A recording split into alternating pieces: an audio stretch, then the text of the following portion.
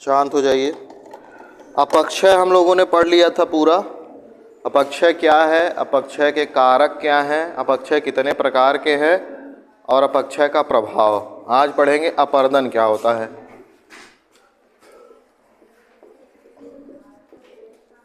अपर्दन English में कहते हैं इरोजन।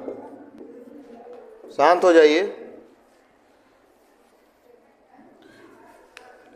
तो अपर्दन क्या है, अपक्षय क्या था, चट्टानें टूट रही थी और अपनी ही जगह पे बनी रह रही थी, कहीं जा नहीं रही थी।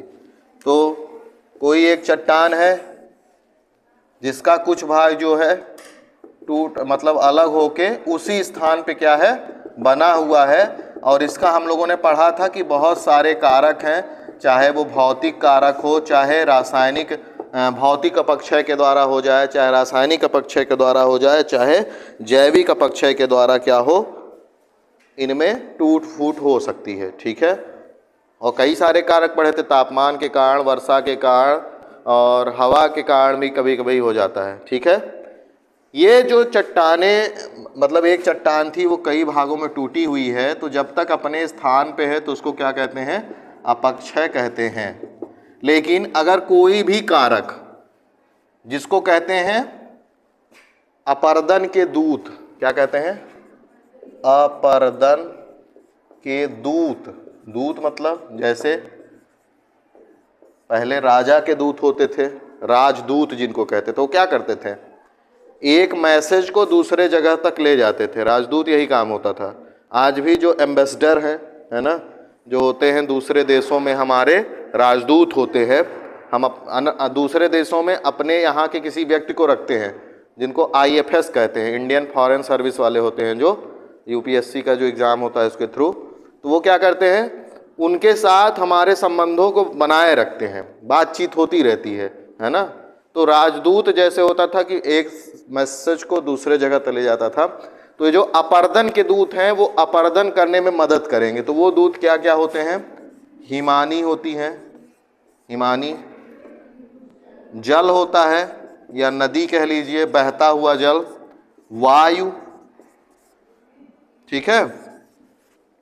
ये क्या करती हैं, ये जो अपक्षयित पदार्थ था उसको एक जगह से दूसरे जगह पर अपने साथ ले जाते हैं। तो जब यह पदार्थ एक जगह से दूसरे जगह चला जाता है वही क्रिया अपर्दन कहलाती है। ठीक है। अपक्षय वाला जो पदार्थ था वह अपर्दन के दूतों के द्वारा एक जगह से दूसरे जगह पर क्या किया गया, पहुंचा दिया गया, ट्रेवल किया गया, परिवहन किया गया। तो उसको क्या कहेंगे, अपर्दन कहेंगे। ठीक है, बात समझ में आ रही। अपक्षय में चट्टानें टूट के वहीं पे रहती थी, लेकिन अपर्दन में वो जो टूटे हुए पदार्थ हैं, है ना, चट्टानों के टुकड़े हैं या जो भी हैं, वो प्रवाहित होकर के, परिवहित होकर के दूसरे जगह पे क्या होते हैं, पहुंच जाएंगे। तो अब वो पदार्थ मान लीजिए यहाँ पहुंच गया। ठीक है। तो ये क्या कहलाएगा, अपर्दन की क्रिया कहलाएगी। ठीक है, बात समझ रहे हैं कि नहीं, सबको समझ में आ गया बात। ठीक है। इसमें अपर्दन में एक तो परिवहन होता है, परिवहन मतलब पदार्थ एक जगह से दूसरे जगह जाएगा। दूसरा निक्षेपण होता है। निक्षेपण का मतलब होता है कि जब पदार्थ मान लीजिए नदी बह रही है तो अपने साथ इस मटेरियल को लेके यहाँ तक आई और यहाँ पे क्या किया, उसको उसने जमाव कर दिया, निक्षेपित कर दिया, यहाँ पे छोड़ दिया, तो वह भी अपर्दन कहलाएगा। ठीक है। तो परिवहन और निक्षेपण दोनों ही किस में आएगा, अपर्दन की क्रिया कहलाएगी। ठीक है ना। जैसे आप जब तक अपने घर पे हैं तो आप कह सकते हैं कि आप घर पे अपने अपक्षय की स्थिति में हैं, कि घर पे ही बने हुए हैं ना, लेकिन घर से बस पकड़ते हैं और पकड़ के कॉलेज आ जाते हैं, बस आपको कॉलेज में छोड़ देती है। तो वो अपर्दन की क्रिया हुई कि आप वहाँ से यहाँ तक ट्रेवल कर रहे हैं, किसी माध्यम के द्वारा आए हैं, चाहे बस से आए, चाहे साइकिल से आए, चाहे बाइक से आए। तो वो जो माध्यम है वो दूत हैं अपर्दन के, वो हिमानी, नदी, वायु हो सकती है। ठीक है। अपर्दन समझ में आया क्या है। तो ये अपर्दन की परिभाषा आप तैयार कर लीजिएगा। अगर अपर्दन की परिभाषा इसमें दी हो तो मैं आपको बताता हूँ। जैसे इसमें लिखा है, एक छोटी सी परिभाषा है कि चट्टानों के जैसे इसमें 3 शब्द प्रयोग किया है, चट्टानों के अपघर्षण, क्षरण तथा परिवहन। क्या है जी तुम लोगों का? चट्टानों के अपघर्षण, क्षरण, परिवहन। चट्टानों के अपघर्षण, क्षरण, परिवहन के सामूहिक रूप को अपरदन कहते हैं। छोटी सी परिभाषा है। तो अपघर्षण, क्षरण और परिवहन। क्षरण मतलब क्या होता है? नष्ट होना, है ना। सामूहिक रूप मतलब तीनों एक साथ जब होगा उसी को क्या कहते हैं? अपरदन कहेंगे। क्षरण मतलब अपक्षय। अपरदन के लिए अपक्षय होना जरूरी है, बिना अपक्षय के अपरदन कैसे होगा? पहले चट्टानें कटेंगी, टूटेंगी, फूटेंगी तब न बहेंगी, या अचानक से बहने लगेंगी, या हवा के द्वारा या किसी के द्वारा। पहले वो अपक्षय ही होगा, चट्टानें टूटेंगी, अलग होंगी, फिर अपरदन होगा। हो सकता है कि उसी समय पे हो जाए, बहुत समय रुकना ना पड़े। जैसे मान लीजिए नदी प्रवाहित हो रही है, नदी प्रवाहित हो रही है तो चट्टानों को, यहाँ चट्टानों के टुकड़ों को, मिट्टी को काट रही है और बहुत समय तक यहाँ पदार्थ रुका नहीं है, वो तुरंत ही बहता जा रहा है। लेकिन पहले अपक्षय तो हो रहा है ना। अपक्षय मतलब कि वो चीज़ें वहाँ पे टूट रही हैं फिर बह रही हैं। तो अपघर्षण मतलब होता है कि जो पदार्थ है वो क्या हो रहे हैं? अपघर्षण मतलब होता है कि जब पदार्थ प्रवाहित होते हैं, जैसे नदी में जब चट्टाने के टुकड़े बहेंगे तो वो चट्टान के टुकड़े नदी का जो सतह होता है उससे भी क्या होते हैं? टकराते हैं। टकराएंगे नहीं? जैसे हम लोग जब चलते हैं तो हमारा पैर जमीन पर टकराता है कि नहीं टकराता है? वैसे ही जब नदी में पानी बह रहा है उसके साथ चट्टान के टुकड़े टकरा रहे हैं, बह रहे हैं, तो वो उसके सतह से टकराते हैं। सतह है ना नदी की, जो नीचे वाली तली, उससे जब टकराते हैं तो और अपक्षय और अपरदन की क्रिया होती है।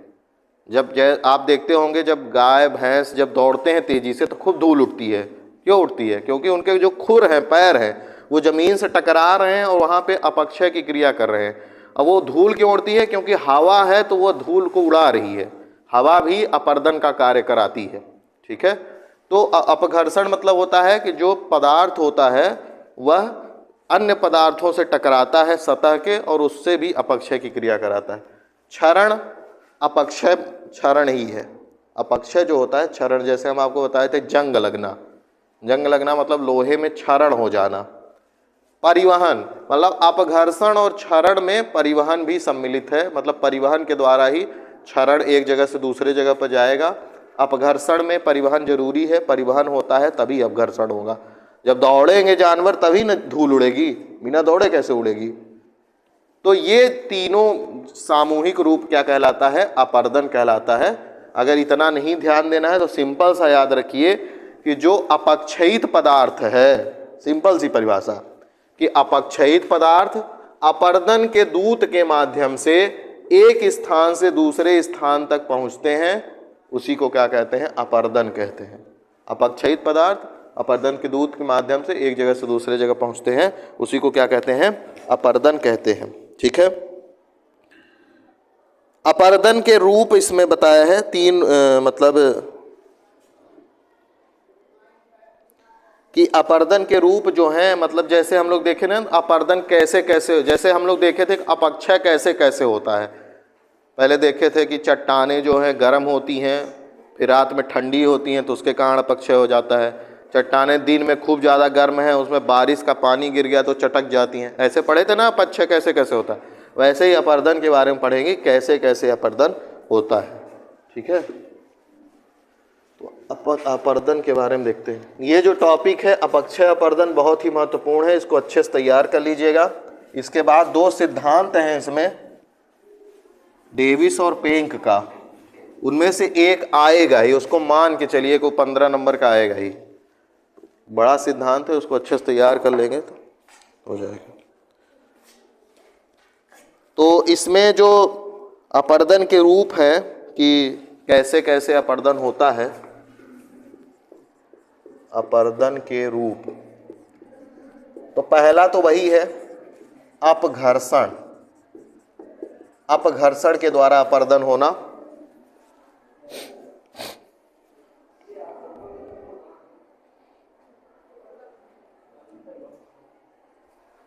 ठीक है। तो अपघर्षण में क्या होता है, जो अपर्दन के दूत हैं, चाहे हवा हो, चाहे पानी हो, जल हो, नदी हो, और चाहे हिमानियाँ हो, ये क्या करती हैं कि जब अपक्षयित पदार्थ को, जो टूटे फूटे पदार्थ है, उनको अपने साथ क्या करती हैं, प्रवाहित करती हैं, परिवहित करती हैं एक जगह से दूसरे जगह पर। तो मान लीजिए ये नदी की सतह है, ठीक है, और ऊपर एक नदी बह रही है, ये नदी का पानी है जो बह रहा है, ठीक है।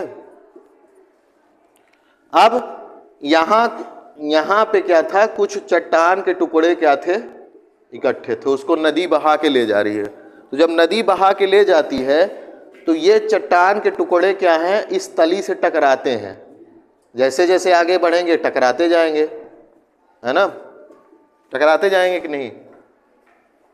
पहले इधर देखिए, वो लोग आ रहे हैं तो उधर देखने क्या जरूरत है, इधर देखिए ध्यान से। ये चट्टान के टुकड़े जो हैं इस सतह से टकराएंगे कि नहीं टकराएंगे, जब प्रवाहित होंगे नदी के साथ। तो ये जब टुकड़े इस सतह से टकराते हैं तो इस सतह के और जो चट्टान के टुकड़े हैं उनको और तोड़ देते हैं, है ना। इसी को कहते हैं अपघर्षण।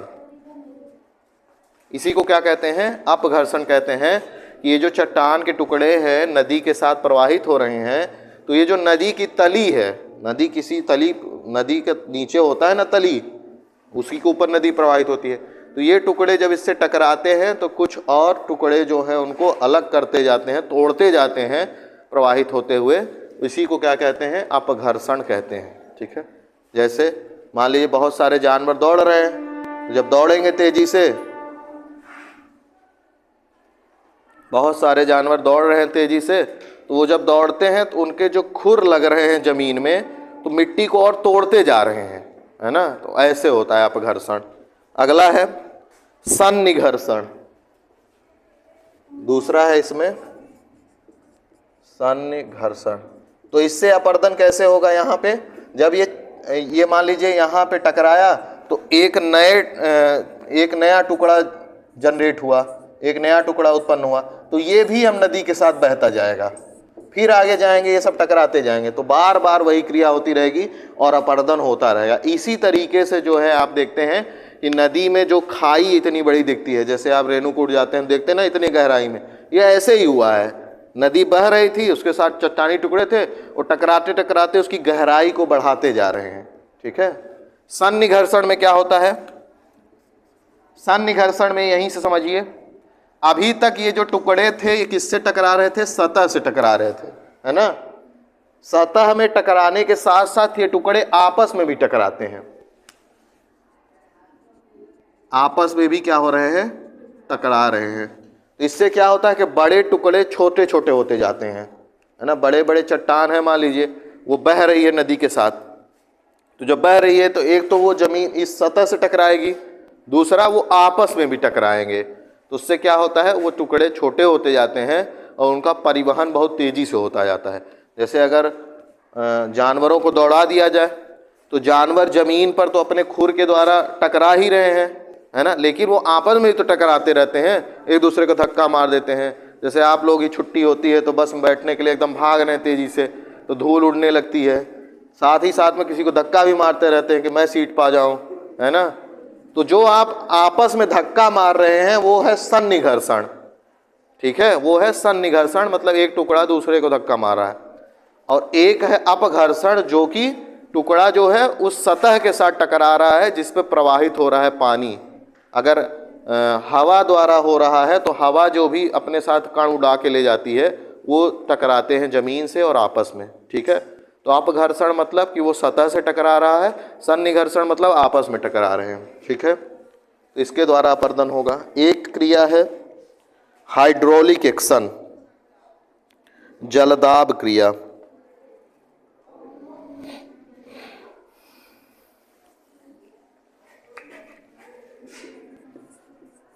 जलदाब क्रिया, हाइड्रोलिक एक्शन। हाइड्रोलिक एक्शन में क्या होता है, आपने भंवर देखी होगी नहर में, या भंवर देखी है नदी में, पानी जो है गोल गोल गोल खूब तेजी से घूमता रहता है। अगर वो बड़ा है तो उसमें कभी फंसिए नहीं तो आपका जीवन समाप्त हो जाएगा। क्यों, क्योंकि वो बार बार घुमाते हुए तली में ले जाता है पानी, भंवर, ठीक है ना। तो भंवर क्या करती है, वो प्रेशर लगाती है, वो पानी ही है जो चारों ओर से घूम रहा है और वो सतह पे प्रेशर लगाता है। तो जब पानी ही एक जगह पे प्रेशर लगाता रहता है तो चट्टानें उसके कारण भी टूट जाती हैं। जैसे आप अगर वाहन साफ कर रहे हैं अपना 4 व्हीलर या 2 व्हीलर, तो आप जो पाइप लेते हैं पानी का उसको दबाते हैं कि उससे क्या हो जाए, पतला नुकीला पानी तेजी से निकले। वो क्या करता है, प्रेशर ज़्यादा जनरेट करता है, तो जो धूल उल रहती है वो उड़ जाती है सब। ऐसे ही ना धोते हैं गाड़ी वाड़ी, है ना। तो ऐसे ही क्या होता है, अगर बहुत सारा पानी है, अगर वो चट्टान पर प्रेशर लगा रहा है तो चट्टानें क्या हो जाती हैं, टूट जाती हैं। तो उसके द्वारा भी अपर्दन की क्रिया होती है। जल दाब क्रिया, जल के द्वारा क्या लगाया जा रहा है, दाब, प्रेशर लगाया जा रहा है, उससे चट्टानें टूट जाती हैं। और चट्टानें टूट गई तो बहने लगेंगी पानी के साथ, तो वो जल दाब क्रिया है। एक है अपवाहन, डिफ्लेशन। अपवाहन, अपवाहन क्या है, जैसे पानी जो होता है, पानी क्या करता है, पदार्थ को प्रवाहित करता है, तो उसको परिवहन कहते हैं।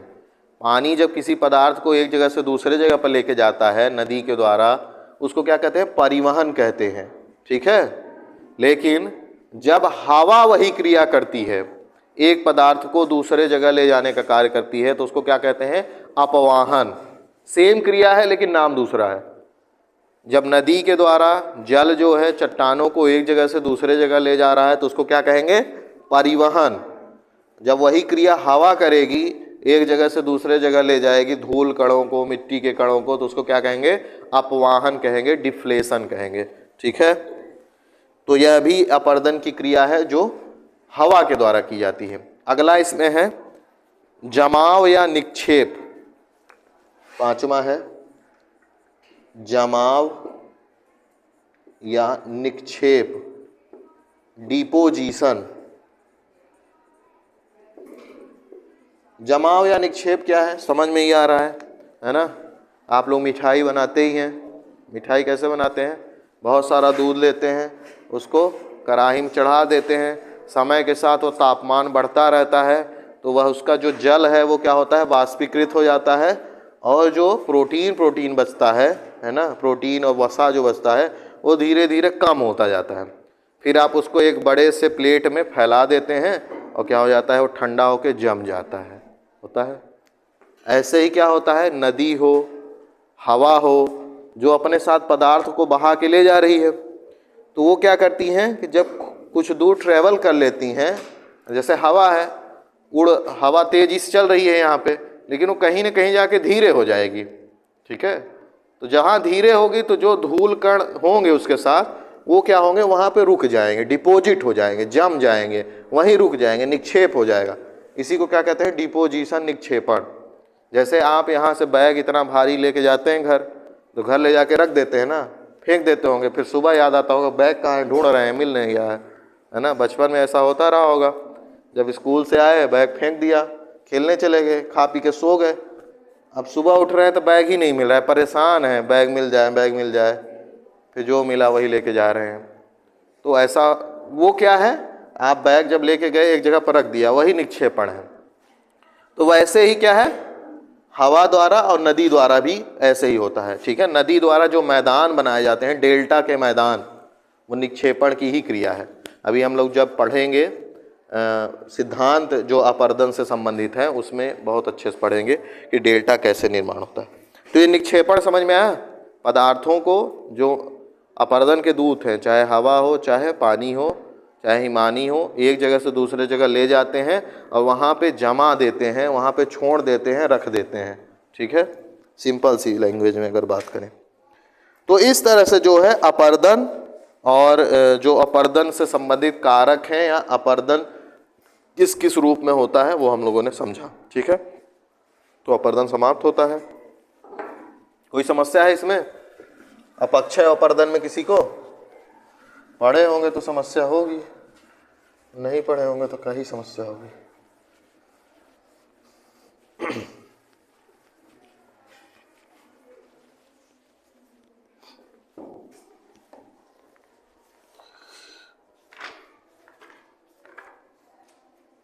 अब अगला हम लोग बढ़ रहे हैं दो सिद्धांतों की ओर।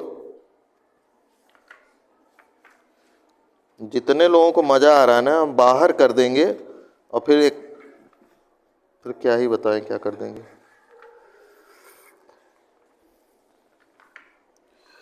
दो सिद्धांत पढ़ने हम लोगों को।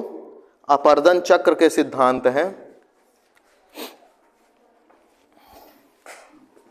बहुत ही महत्वपूर्ण। अपर्दन चक्र के सिद्धांत, एक है डेविस इनका सिद्धांत और एक है पेंक। ये सब भूगोल वेत्ता हैं जिन्होंने ऐसा कार्य किया है कि जिनके बारे में हम लोग पढ़ रहे हैं। आप लोग भी ऐसा कार्य कीजिए कि आने वाली पीढ़ियां आपके द्वारा किए गए रिसर्च को पढ़ें। तो उसके लिए आपको मेहनत करना होगा, सीरियस रहना होगा। मज़े में ज़िंदगी जीना चाह रहे हैं तो जीजिए, कोई जानेगा नहीं फिर। 130 करोड़ की आबादी है, कितने लोगों को आप जानते हैं? 2-4 लोगों को जानते होंगे अपने घर में, लेकिन वो घर वाले आपको भी जान रहे हैं, आप उनको और आपको न कोई और जान रहा है, न तो घर वालों को जान रहा है। वहीं कुछ लोग ऐसे हैं जिनको पूरी दुनिया जान रही है। कैसे जान रही है? कुछ किया होगा उन्होंने। उस कुछ करने के लिए क्या करना होता है? सीरियस रहना होता है ना। या तो फिर मजाक ही कीजिए तो उसमें सब लोग जान जाएंगे आपको। कपिल शर्मा मजाक कर रहा है, उसको सब जान रहे हैं, फिर मजाक ही कीजिए। और फिर सीरियस रहिए तो सीरियस ऐसे रहिए कि कलाम बन जाइए, प्रधानमंत्री बन जाइए, विधायक बन जाइए, राष्ट्रपति बन जाइए, तो सब जानेंगे। बीच वाली जो स्थिति बहुत खराब है कि थोड़ा मज़ा भी ले लें, थोड़ा सीरियस भी हो जाए, उसमें कोई कुछ नहीं जानता है ना। तो थोड़ा सीरियस रहिए, क्लास में सीरियस रहिए, उसके बाद आप जो कर लीजिए, सर पटक के मर जाइए वहीं ग्राउंड में, मुझसे उससे कोई मतलब नहीं है। लेकिन क्लास रूम में जो है सीरियसनेस दिखाइए। वैसे भी हम बीच बीच में मजाक इसीलिए करते रहते हैं जिससे कि आप लोग सो न जाएं। सो जाते हैं बहुत जल्दी आप लोग। तो अपर्दन चक्र के सिद्धांत डेविस और पेंक के द्वारा पढ़ेंगे, बहुत ही महत्वपूर्ण है। दोनों सिद्धांत अच्छे से तैयार करेंगे, एक मिलेगा ही एग्जाम में। अगर 15 नंबर सिक्योर करना है तो तैयार कर लीजिए। तो इससे पहले हमको एक चीज पढ़ना होगा। अपर्दन प्रोसेस तो बता दिए, अपर्दन की क्रिया क्या होती है। एक है इसमें आधार तल। आधार तल की संकल्पना। अपर्दन की क्रिया के पहले आधार तल आपको पता होना चाहिए क्या है। आधार तल क्या है? आधार क्या होता है? बेस, गाना वाला बेस नहीं कि बेबी को बेस पसंद है। बेबी को बेस पसंद नहीं है। यहाँ जो बेस है वो नींव। बेस मतलब नींव भी तो होता है। वो बेस अलग है, गाने वाला बेस है, धाम धाम धाम धाम होता रहता है वो, जिसमें लगता है कि अगर यहाँ पे पूरा फुल बेस कर देंगे तो ये बिल्डिंग न गिर जाए कहीं। तो जो आधार है वो किसका आधार है? यहाँ पे बात करेंगे अपर्दन संबंधित आधार। जैसे सिंपल अगर आधार शब्द का प्रयोग करते हैं तो कहते हैं अगर आपकी बेस अच्छी है तो आप कोई भी कंपटीशन निकाल लेंगे। उस बेस अच्छी करने के लिए एनसीईआरटी पढ़ते हैं। घर की बेस अच्छी है तो घर बढ़िया टिका रहेगा, कितने भी मंजिल बनाते रहिए। और जो आधार है और तल, दो शब्द है ना, आधार तल, मतलब कि जो भी हम लोग अभी देख रहे थे अपर्दन की क्रिया, जिसमें नदी था, हवा थी और क्या थी? हिमानी। इनका एक आधार तल है कि ये कहाँ तक अपर्दन करेंगी। ऐसा होता अगर कि आधार तल ही ना होता तो अभी तक इतनी नदियां हैं कि पूरा केंद्र तक, पृथ्वी के केंद्र तक अपर्दन कर देती। काहे नहीं कर पा रही हैं? कुछ तो समस्या होगी। जैसे पृथ्वी पर यह भाग है, पृथ्वी का केंद्र है 6371 किलोमीटर पर, तो नदियां तो हमेशा ही प्रवाहित हो रही हैं, तो ये कुछ ही भाग क्यों काट रही हैं? ये पूरा एकदम अंदर तक काट दे, पूरा पृथ्वी बहा दे। ऐसा क्यों नहीं हो रहा है? वह है आधार तल के कारण ही कि उनकी कुछ सीमाएं हैं कि वो कहाँ तक क्या कर सकती हैं, अपर्दन कर सकती हैं। चाहे नदी हो, चाहे हवा हो और चाहे हिमानिया हो। और एक होता है कास्ट प्रदेश, उसके बारे में बात करेंगे अभी। तो आधार तल का मतलब सिंपल सा है कि एक ऐसा तल जहां तक अपर्दन के जो दूत हैं, अपर्दन के दूत जब कहें तो आपके दिमाग में आना चाहिए नदी, हवा, हिमानी, इतना तो कम से कम आ जाए। अपर्दन के जब दूत कह रहे हैं तो आधार तल एक ऐसा तल है जहां तक अपर्दन के दूत क्या कर पाते हैं, अपर्दन कर पाते हैं। वहां तक की चीजों को वो काट सकते हैं, लेकिन उसके बाद वो चीजों को अपर्दित नहीं कर पाएंगे। कैसे नहीं कर पाएंगे वही देखेंगे हम लोग। सबसे पहले हम लोग नदी का आधार तल देखेंगे। सबका आधार तल अलग अलग है ना, सबका आधार अलग अलग ही होता है। किसी का आधार अच्छा है, बेस अच्छा है तो उसकी बिल्डिंग टिकी हुई है, किसी का बेकार होता है तो ढह जाती है। जो सरकारी काम होते हैं ज़्यादातर, उनमें जब करप्शन हो जाता है तो उसका आधार तल बेकार हो जाता है, तो सड़कें तुरंत एक ही बरसात में खराब हो जाएंगी। तो सबसे पहले हम लोग नदी का आधार तल देखेंगे कि नदी का आधार तल क्या है। तो एक नदी हमेशा पर्वतीय क्षेत्र पर ही प्रवाहित होगी, ठीक है, पर्वतीय क्षेत्र है ये।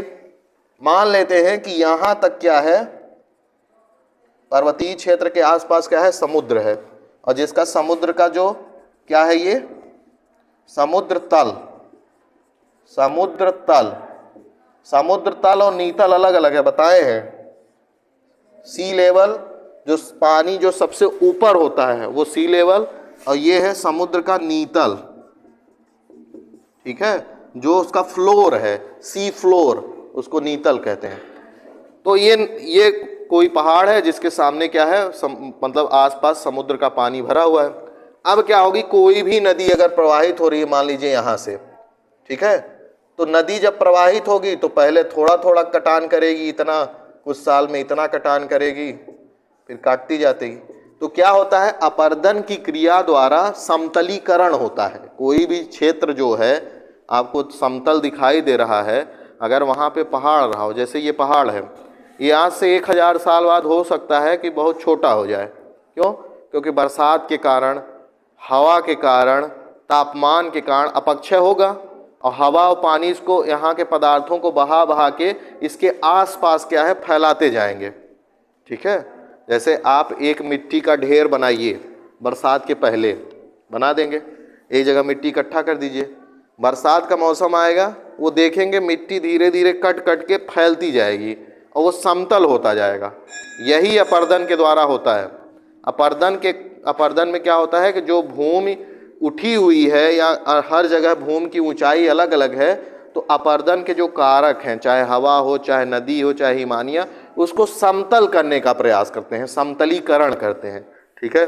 तो ऐसे ही ये पर्वतीय क्षेत्र जो है, तो नदी यहाँ से प्रवाहित हो रही है, समुद्र में जा रही है, तो समय के साथ ये इसके भाग को क्या करती जाएगी, काटती जाएगी, लेकिन एक सीमा आएगी जिसके बाद ये नहीं काट पाएगी। वह सीमा होगा यह समुद्र का तल। क्यों नहीं काट पाएगी? क्यों? क्योंकि अब ये डायरेक्ट जो है पानी सी लेवल के साथ क्या हो जा रहा है, नदी का पानी जुड़ जा रहा है। अब उसके नीचे वो उसके पास ना तो इतना बल होगा कि वह नीचे कटान कर सके, तो जो नदी का जो आधार तल है वो क्या है, समुद्र तल है। मतलब कोई क्षेत्र जब तक समुद्र तल से ऊंचा है तभी तक नदी द्वारा उसका अपर्दन हो सकता है। जैसे ही वो समुद्र तल के बराबर हो जाएगा कोई क्षेत्र, वहाँ अपर्दन का कार्य क्या हो जाएगा, समाप्त हो जाएगा। बात समझ में आई कि नहीं? तो नदी का अपर्दन तल क्या है, समुद्र तल है, ठीक है। फिर अगला है हिमानी का समुद्र तल। हिमानी का जो समुद्र तल है, हिमानी मतलब बर्फ की बड़ी बड़ी क्या, बड़ी बड़ी चट्टानें, हिमानी। हिम नदियाँ भी होती हैं, बर्फ की जो नदी होती है उसको हिम नदी कहते हैं। तो हिमानी या हिम नदी की जो सीमा है वो क्या है, सी लेवल, वो जो है आधार तल। ये पर्वतीय क्षेत्र है। पर्वत में जब आप ऊपर जाते हैं तो तापमान कम होता जाता है। एक ऐसा जगह होगा जहाँ से तापमान 0 डिग्री सेल्सियस से भी कम होता जाएगा, है ना। तो एक ऐसा स्थिति आती है पर्वत में जब ऊपर जाते जाते हैं जहाँ पे तापमान 0 डिग्री सेल्सियस होता है, वहाँ के ऊपर पानी फिर बर्फ मिलेगा आपको। इसको कहते हैं हिम सीमा। क्या कहते हैं? हिम सीमा। मतलब कि इसके नीचे जो है पानी पानी के रूप में मिलेगा, और इससे यहाँ से और यहाँ के ऊपर पानी बर्फ के रूप में मिलेगा। तो जो हिमानियाँ होती हैं, बड़ी बड़ी चट्टानें हिम की, वो जब प्रवाहित होती हैं तो अपने साथ इस पर्वतीय भाग को तो काटती हुई, तोड़ती फोड़ती चलती हैं, लेकिन जब वो हिम सीमा के पास पहुंचती हैं उसके बाद तो उनका जो बर्फ है वो क्या हो जाएगा, पिघलने लगेगा। तो इसके बाद वो अपर्दन नहीं कर पाती हैं, ठीक है ना। मतलब जो हिमानियाँ हैं वो केवल अपर्दन कहाँ तक कर सकती हैं, हिम सीमा के पास तक। तो उनका आधार तल क्या हो गया, हिम सीमा। तो हिमानियों का आधार तल क्या है, हिम सीमा है, ठीक है ना। हिम सीमा कहिए या उसको हिम रेखा भी कहते हैं, हिम रेखा, ठीक है। हिमानी का हो गया। अब एक है कार्स्ट प्रदेश, जो भी आपको कह रहे थे, कार्स्ट प्रदेश। ये क्या होता है, जैसे नदी सतह के ऊपर चलती है ना, कुछ कुछ जगहों पर नदी क्या होती है, उसको मैं बता रहा हूं आपको कैसे है। जैसे मान लीजिए नीचे का है स्थल जो कठोर है, ऊपर का एक सतह है, वह भी कुछ भाग कठोर है लेकिन कुछ भाग क्या है, मुलायम है। ये जो जहाँ पे नहीं है ये मुलायम भाग है, ठीक है। कोई नदी प्रवाहित हो रही है तो कठोर चट्टानों को ज़्यादा जल्दी कटान होगा कि मुलायम चट्टानों का, मुलायम का। तो ये मुलायम चट्टान कट गई और इसके नीचे जो है ये वाला भाग मुलायम है, तो नदी इसको काटती जाएगी, ठीक है। लेकिन ये वाला चट्टान जो है कैसा है, कठोर है, तो इसको नदियां नहीं काट पाएंगी। तो यहाँ जो नदी प्रवाहित हो रही है उसके लिए आधार तल क्या है, ये नीचे की जो कठोर चट्टानें हैं उसके लिए आधार तल क्या है, नीचे की जो कठोर चट्टानें। इसको कहते हैं भूमिगत नदी। क्या कहते हैं, भूमिगत नदी। सतही जल या भूमिगत नदी। तो इसके लिए आधार तल है अपारगम्य, अपारगम्य शैल। अपारगम्य शैल का मतलब है कि जिससे पानी आर पार नहीं हो पाएगा, ठीक है ना। तो इस तरीके से क्या है कि जो है आधार तल, काष्ठ प्रदेश का आधार तल अपारगम्य शैल, नदी का आधार तल समुद्र तल, और हिमानियों का आधार तल हिम सीमा। ये हिमानी कौन सी है, जो पर्वतीय हिमानी है। कुछ हिमानी होती है महाद्वीपीय, महाद्वीपीय भागों में कुछ हिमानी पाई जाती है। जैसे मान लीजिए ये महाद्वीपीय क्षेत्र है, यहाँ पे सागर है, समुद्र है ना। यहाँ से हिमानियाँ क्या हो रही हैं, प्रवाहित हो रही हैं, समुद्र के साथ क्या हो रही हैं, मिल रही हैं। तो उनका जो वो होता है आधार तल, वो समुद्र तल से नीचे होता है। समुद्र तल से क्या होता है, नीचे। मतलब ये हिमानियाँ जब आएंगी तो ये लगभग यहाँ तक क्या है, रुकती हैं। तो सिंपल सा ये जानिए कि जो महाद्वीपीय हिमानी है उसका आधार तल क्या होता है, समुद्र तल से नीचे होता है। विशेष ये नहीं है, बाकी ये सब जो महत्वपूर्ण है उनको बता दिए, ठीक है ना। तो ठीक है, इसके बाद